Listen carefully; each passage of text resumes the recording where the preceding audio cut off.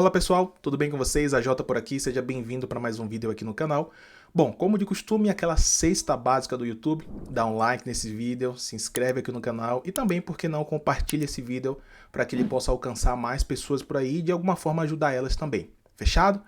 Bom, hoje eu quero conversar com vocês sobre uma coisa muito importante e que eu não vejo as pessoas falarem muito sobre isso por aí, que é o fato de você necessariamente evitar dependências. Eu vou dar toda uma contextualização aqui, vou apresentar alguns pacotes que eu acho serem totalmente desnecessários e vou também tentar, mesmo que seja superficialmente, explicar o porquê que eu acho que cada um desses pacotes que eu vou apresentar são desnecessários, combinado?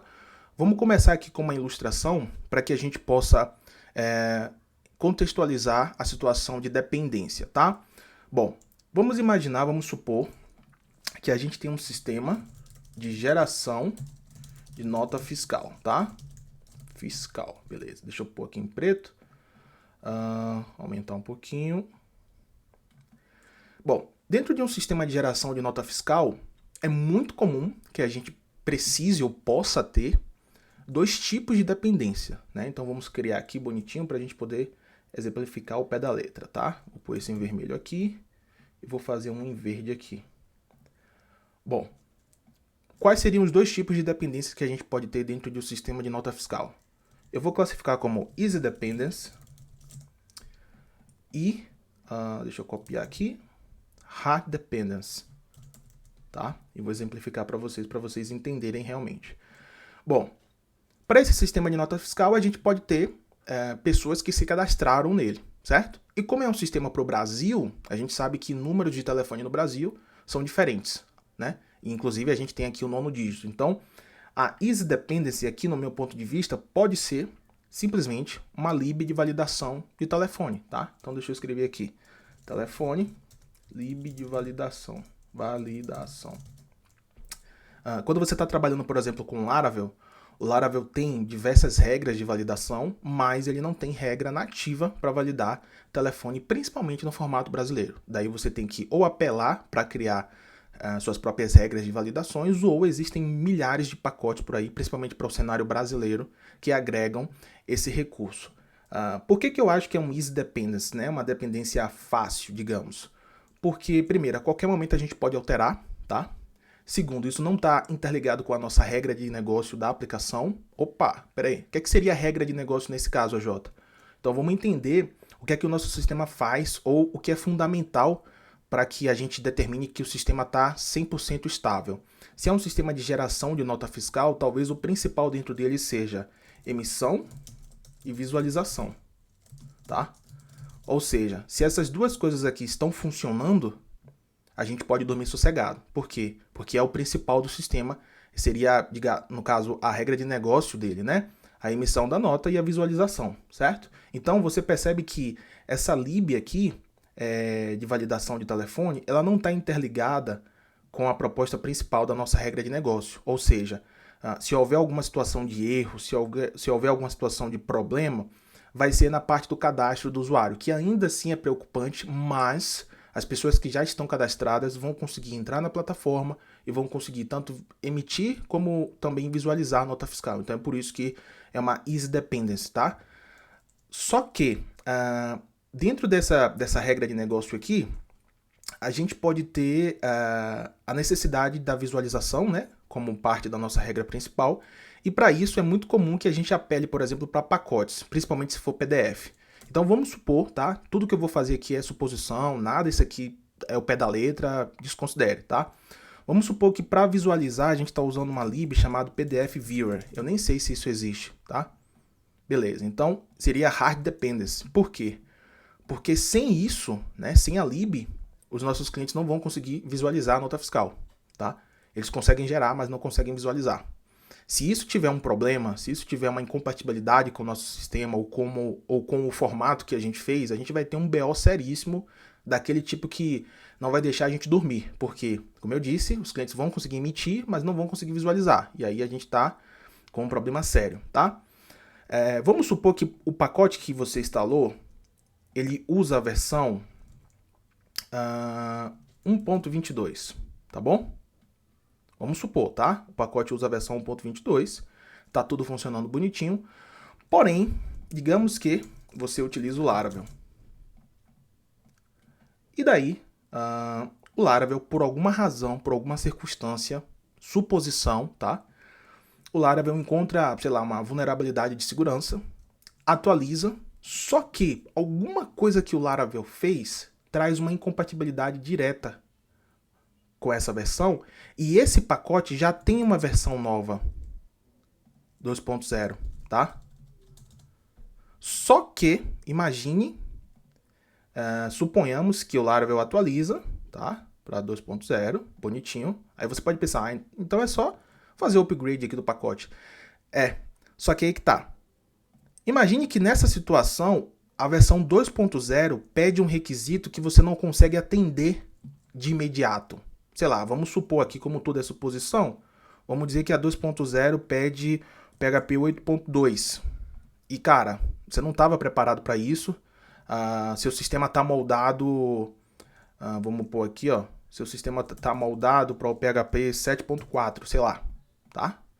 E aí a versão 2.0, os caras que mantêm o pacote já se adiantaram, já corrigiram o que tinha que corrigir, já deixou uma versão bonitinha para trabalhar com Laravel, tal. Laravel pede a 2.0, só que, hipoteticamente, essa 2.0 só funciona com PHP 8.2. Você vai ter um verdadeiro BO aqui para resolver, tá?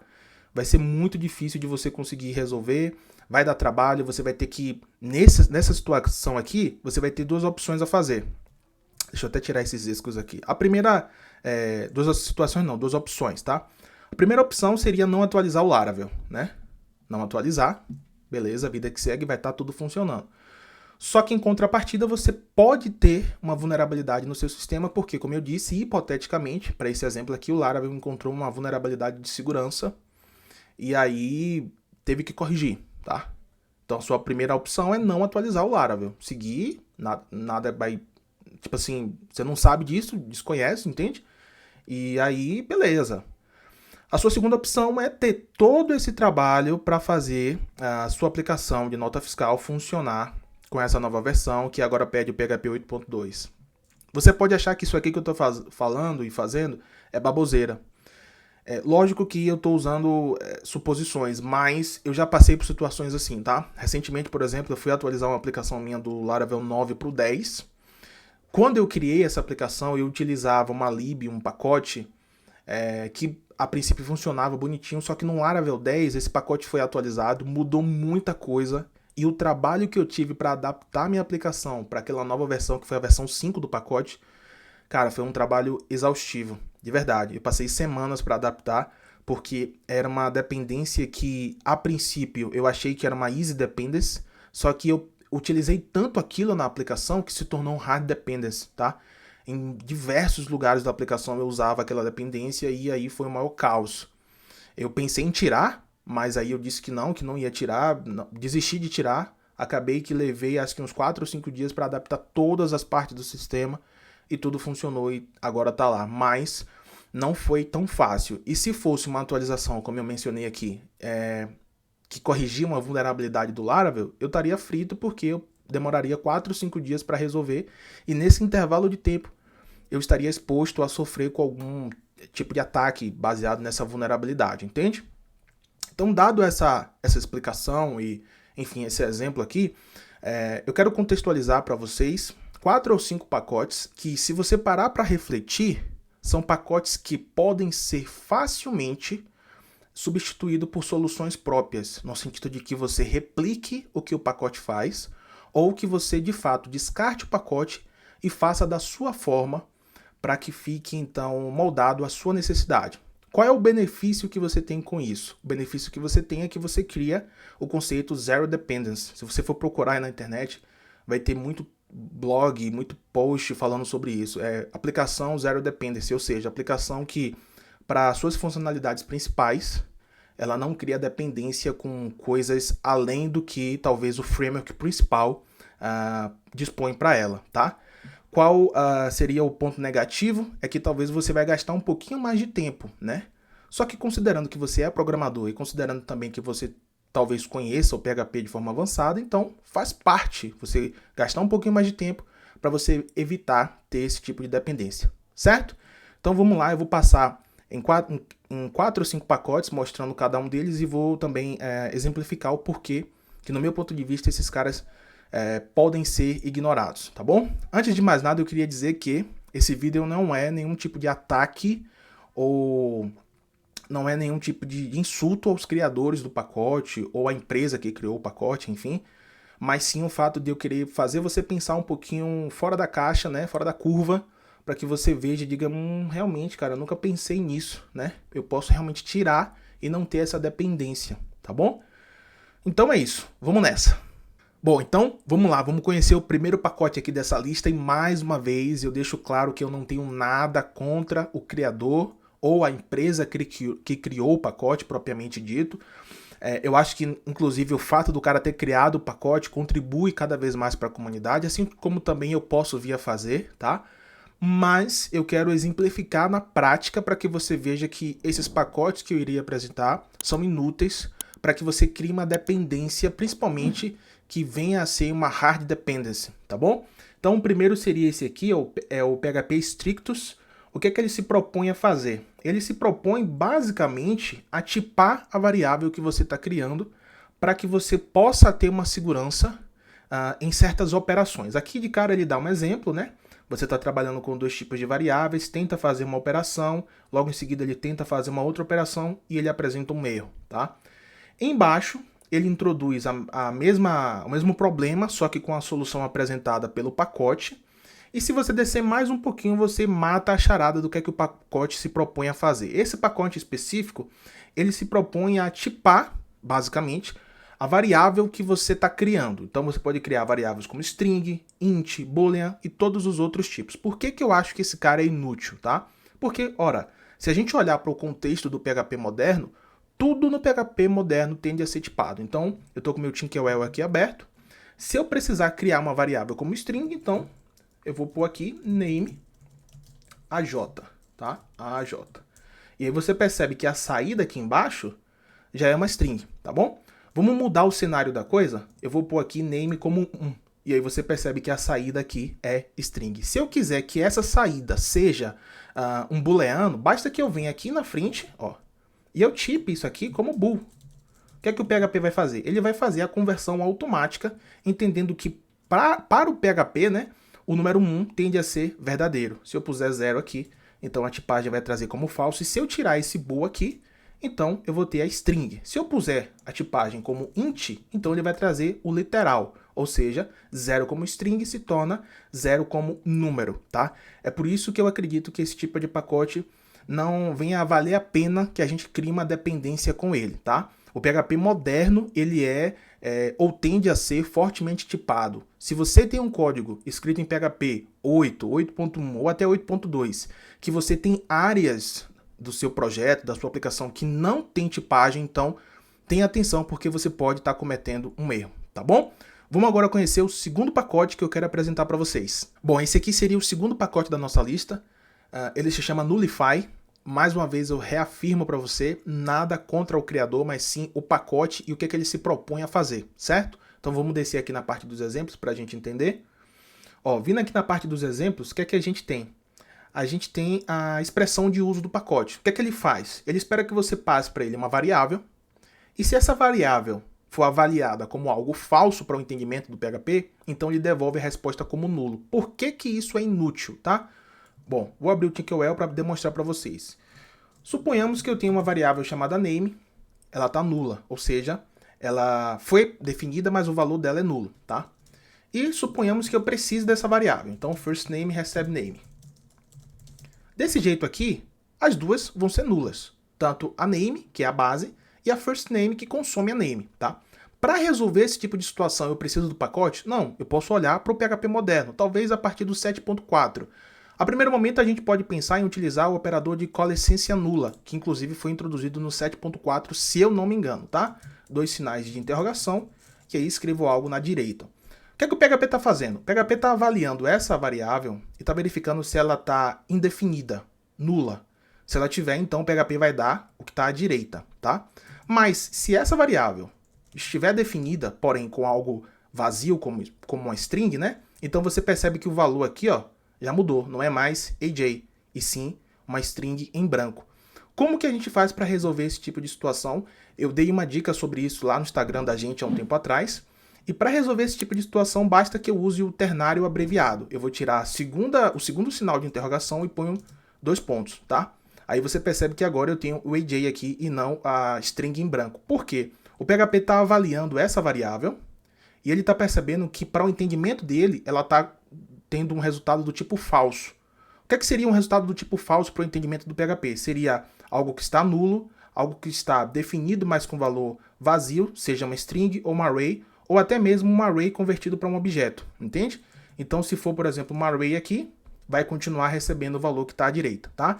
É por isso que, ao pé da letra, esse tipo de pacote é inútil, entende? Porque só em você utilizar o PHP sem criar o vínculo com o pacote, você tem o mesmo resultado, sem tirar nem pôr, entendeu? Terceiro pacote da nossa lista é o PowerEnum, tá? Ele foi projetado para o Laravel, ele promete agregar alguns superpoderes aos nossos enums, mas se você conhece o PHP moderno, você já entende que esse cara é inútil por isso. A proposta dele é agregar alguns superpoderes aos nossos enums, mas na prática você não precisa. Por quê? Porque você pode criar métodos dentro de enum, entendeu? E é isso que eu vou demonstrar para vocês. Aqui ele dá passo a passo de instalação, instruções de uso, blá blá blá. Bom, se você descer aqui, ó, você vai perceber que ele faz o cache de um modelador do Laravel com a classe do enum, e logo abaixo ele começa a usar os métodos que ele tem por padrão, tá? Ele usa um isActive, ele usa aqui embaixo um equals e outros mais, tá? Bom, eu já preparei um projeto aqui para a gente entender. Eu tenho aqui, ó, um enum chamado cartype. O enum é um recurso do PHP 8, se não me engano, e ele viabiliza que você crie algo nesse sentido aqui. O enum ele pode ser de dois tipos, inteiro ou string. Quando você faz o cache desse cara com o modelador do Laravel, a referência para o enum vai ser salva baseada no valor do case. Então, por exemplo, eu tenho uns cases aqui, tá? Tenho 3 cases. Dentro do ecossistema aqui do enum, o case ele é representado pelo nome e o valor. Então, o nome desse case aqui é Sedan e o valor dele é 1, tá? Então, quando você faz o cache de um modelador do Laravel para esse enum, como eu fiz aqui no carro, então eu disse para o Laravel, a minha propriedade chamada type, ela é na realidade um cache para um enum do PHP, tá? Então o Laravel ele vai manipular o valor que vai estar associado com o modelador para ele buscar uma referência a esse enum atrelado ao valor. Vamos ver isso na prática. Vou puxar aqui o Tinkerell e vou fazer o seguinte, ó, eu vou pegar o primeiro carro do meu banco, tá? First. Então, ó, perceba, eu tenho 5 propriedades e uma delas é o type. E o type tá 3, tá? Então, o que seria o meu enum aqui? Então, seria esse cara aqui, ó, SUV. Quando eu acessar essa propriedade type, olha só o que vai acontecer. O Laravel vai devolver para mim, de uma forma muito inteligente, uma instância desse enum já mapeada para o meu valor associado com esse modelador. Então, o valor associado à propriedade type é 3. O Laravel, então, pegou um cartype, que é o enum, e buscou pelo case que possuía o valor 3, que no caso aqui é o SUV. E o que é que eu tenho como poderes, né, manuais, sem depender de pacote? Eu posso, dentro do meu enum, criar métodos, e foi o que eu já fiz aqui. Ó. Eu criei um método chamado isSedan, eu criei um método chamado isHatch e isSUV. Simplesmente comparando o objeto que eu tô a um case do próprio enum para verificar se corresponde. Então, se eu vier aqui e eu fizer type isHatch, você vai perceber que a saída é falso, tá? Porque esse carro aqui ele não está marcado como um hatch, tá bom?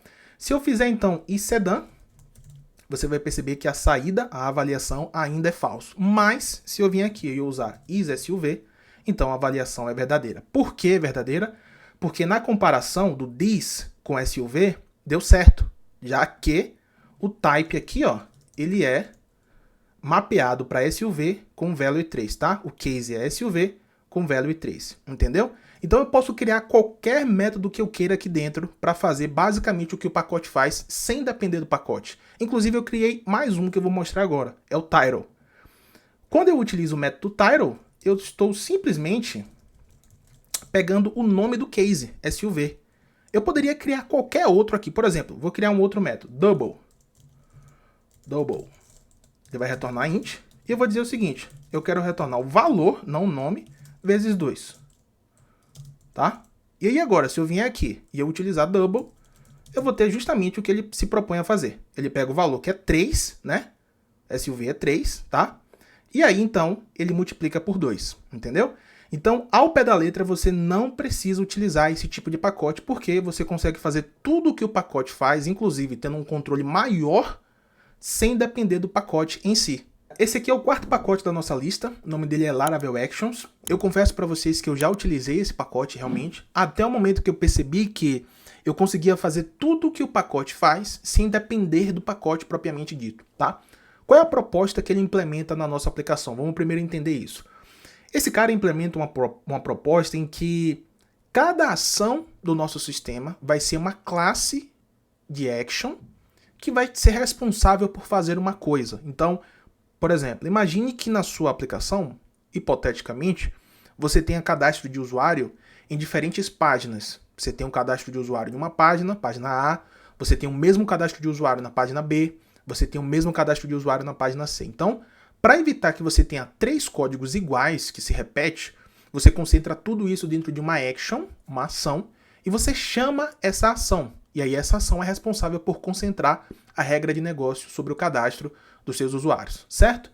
Bom, pois é, ele implementa o conceito de que você pode interagir com ações de uma forma muito fácil. Ele gerencia para você algumas coisas, e por essa razão você pode achar que ele é útil a primeiro momento, mas você consegue ter as ações sem depender do pacote. Inclusive eu vou demonstrar para vocês, tá? Esse aqui seria uma classe de uma ação. O namespace pode ser qualquer um, mas geralmente se vê ações dentro de app/actions ou qualquer outro lugar, como eu disse. Você implementa a trait do pacote, e implementando a trait do pacote, você tem que necessariamente introduzir o método handle, que é o método que ele vai invocar quando você precisar interagir com essa ação. Só que, diferentemente de outros pacotes, esse aqui é bem completo. Ele permite, inclusive, que você manipule a action como se fosse um controlador. Ele tem alguns exemplos aqui que ele mostra isso, se eu vier na parte do Get User Profile, por exemplo. Ó, se você implementar a trait e você pôr o método asController, você vai estar interagindo com essa action como se ela fosse um controlador. Para mim não faz sentido, porque se eu preciso que seja um controlador, eu vou criar um controlador, entende? Então vamos voltar aqui no exemplo. Então esse aqui seria o escopo do que ele pede pra gente. Você pode ter as injeções de dependências providas pelo Laravel, tá? Você precisa ter o método handle, e aí aqui embaixo ele vai demonstrar para você como que você vai executar essa ação. Você tem dois formatos. O primeiro formato seria esse, utilizando o método make, que vai ser equivalente a você fazer algo nesse sentido aqui, tá? O segundo formato é o run, que vai ser equivalente a você passar pelo make e logo em seguida chamar o método handle, por isso que ele pede que você implemente. Bom, esse cara, ele era útil para mim até eu entender isso aqui, ó. O que seria isso aqui? Desse jeito que ele está demonstrando para a gente, quando a gente interpreta a classe dentro do helper app, a gente está fazendo com que a execução da classe, seja ela uma ação ou qualquer outra coisa, passe por dentro do container de serviço do Laravel, tá? Então é por isso que eu percebi que esse cara era inútil, quando eu entendi que eu poderia fazer isso aqui há muito tempo atrás, tá? Então, por exemplo, eu tenho uma classe aqui, ó, de uma ação chamada getUsername, e aí, logo em seguida eu executo o método execute, tá? E aí, quando eu executo o método, ele devolve o valor que é AJ, beleza? Bom, então se eu vier no meu projeto, a gente vai ver que essa getUsername, na realidade, é só uma action, tá? Uma classe de ação dentro do namespace actions, e aí eu tenho o método execute, tá? Então, por que esse pacote é desnecessário? Porque você consegue fazer o que o pacote faz sem depender dele. Basicamente, como eu estou fazendo aqui, eu já tenho uma classe de ação para obter o nome do usuário, lógico que isso aqui é exemplo, mas você percebe que no final das contas está funcionando da mesma forma como o pacote. Inclusive, eu poderia fazer o que o pacote faz aqui, ó, esse app make. Qual é a vantagem de fazer isso, tá? Eu posso vir aqui, ó, app, passando pelo container do Laravel, chama a classe e logo em seguida eu implemento do método execute. Deixa eu apagar aqui que tá dando um erro, pera aí. Ó, você percebe que vai funcionar da mesma forma. Qual é a vantagem que eu tenho disso? Passando isso aqui por dentro do container do Laravel, eu tenho o poder do container do Laravel para que eu possa, por exemplo, em situação de teste, eu posso mocar a resposta da action para que eu interaja com ela de diferentes formas, entende? Então você também pode fazer assim. E se você for daqueles que gosta de facilitar o trabalho, mas não precisa passar pelo container do Laravel, você pode também implementar um método como se fosse estático, tá? Dessa forma aqui, ó. Aí eu venho lá na minha classe, mudo aqui para static, e eu tenho uma forma fácil de utilizar a minha ação, entende?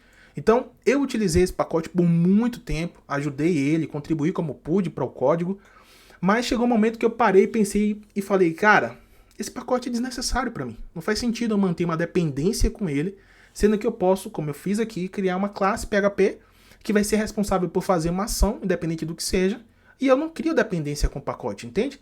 Então, por mais que ele pareça útil, por mais que ele pareça completo, no meu ponto de vista, ele é desnecessário porque a gente consegue fazer tudo o que ele se propõe a fazer. E os outros superpoderes que ele tem, como por exemplo, eu quero utilizar uma action como se fosse um controlador. Para isso, hoje, eu não vejo sentido, porque se eu preciso que a action seja um controlador, então eu crio um controlador, entendeu?